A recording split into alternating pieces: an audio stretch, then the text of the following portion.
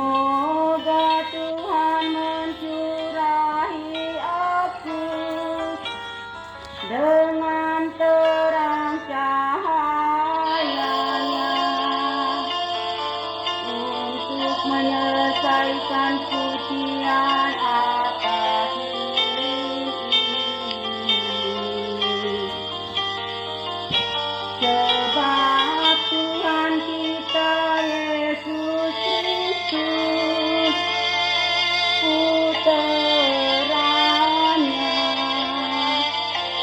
yang hidup dan bertata bersama Dia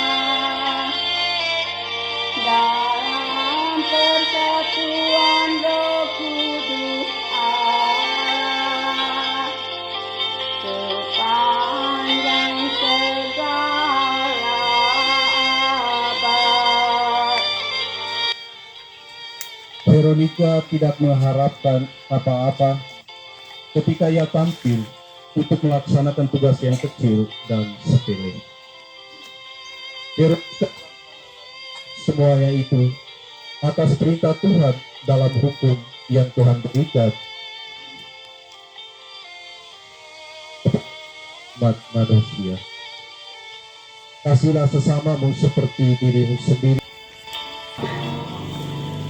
Sungguh pantas dan adil kalau kami memuji Allah Bapa yang Maha Kuasa, yang tak kelihatan, dan puteranya yang tunggal, Tuhan kita Yesus Kristus. Ganti kita, Ia telah melunasi hutang Adam pada Bapa abadi, dan dengan darahnya yang penuh kasih sayang, Ia telah menghapuskan hutang dosa lama. Pengalaman jatuh dalam kehidupan ini sering kita alami. Jatuh dan bangun Tuhan Yesus dari tindihan salib yang berat itu mengajarkan kita bahwa meskipun kita sering jatuh dalam menata kehidupan ini, namun kita harus mempunyai kemauan untuk bangun kembali, untuk menata kehidupan kita dalam terang kasih Tuhan dan bersedia menerima uluran dan bantuan dari sesama kita. Marilah mengarahkan hati kepada Tuhan.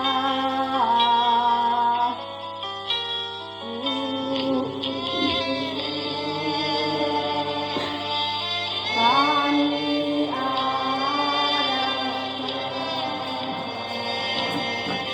marilah bersyukur kepada Tuhan Allah kita. Sudahlah dan sepantasnya, sungguh pantas dan adil kalau kami memuji Allah Bapa yang Maha Kuasa, yang tak kelihatan, dan puteranya yang tunggal, Tuhan kita Yesus Kristus.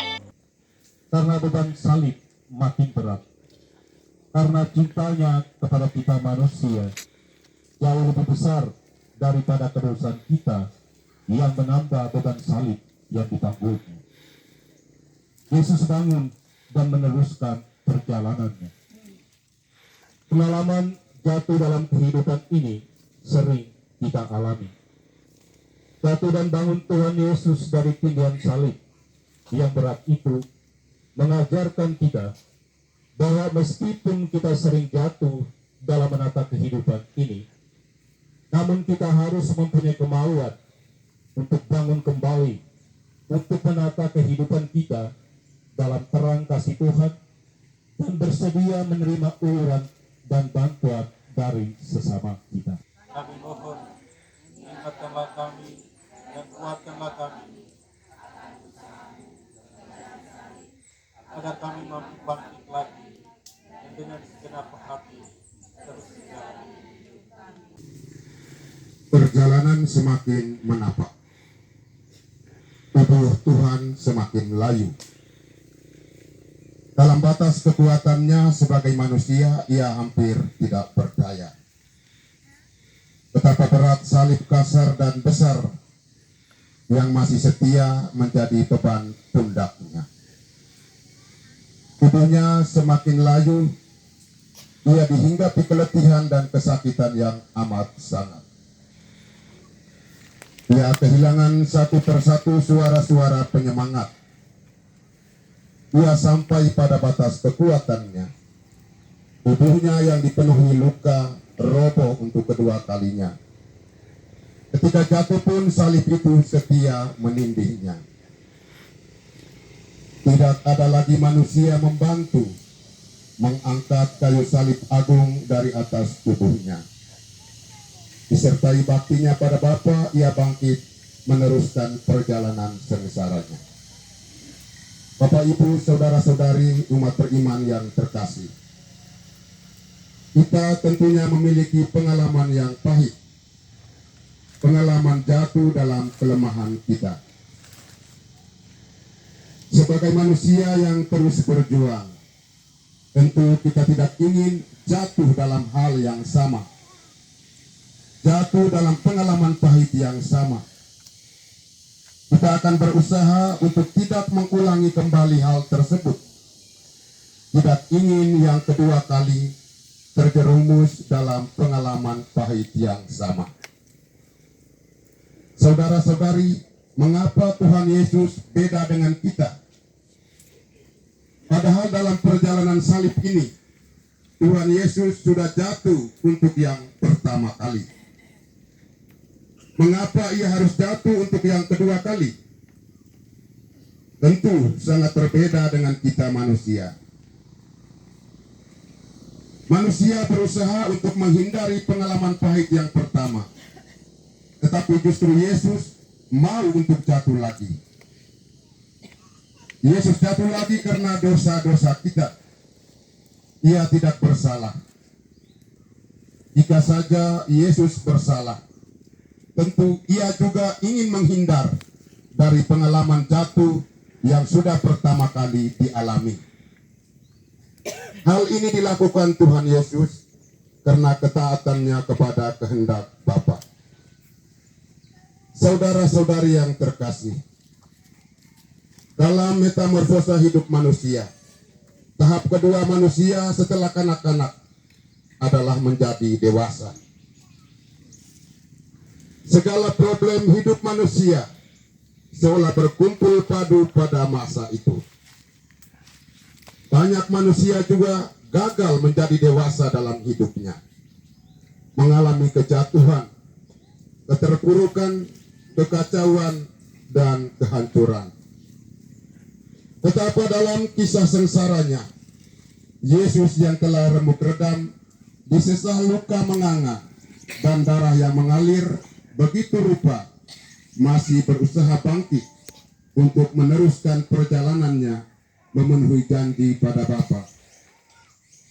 Haruskah kita yang hanya manusia biasa dengan beban hidup yang juga tergolong biasa, lantas menyerah begitu saja pada cobaan yang menghampiri kita? Dalam iman Katolik kita pun ditempa dalam perjalanan sengsara dalam memenuhi janji kodrat kehidupan kita kepada Bapa. Saudara-saudari umat beriman yang terkasih, Di sekitar kita ada begitu banyak orang yang menderita kesepian karena tidak diperhatikan, yang sakit hati karena tidak diperlakukan secara adil, yang tertekan karena kurang dihargai. Bagaimanakah sikap kita terhadap mereka? Apakah kita juga turut untuk menambah penderitaan mereka atau sebaliknya? Sudahkah kita berjuang untuk menolong dan menyelamatkan mereka sebagaimana Kristus telah berbuat kepada kita? Mari melalui jalan salib Tuhan ini kita bangun kembali komitmen dan niat kita untuk hidup menurut ajaran Kristus. Saramu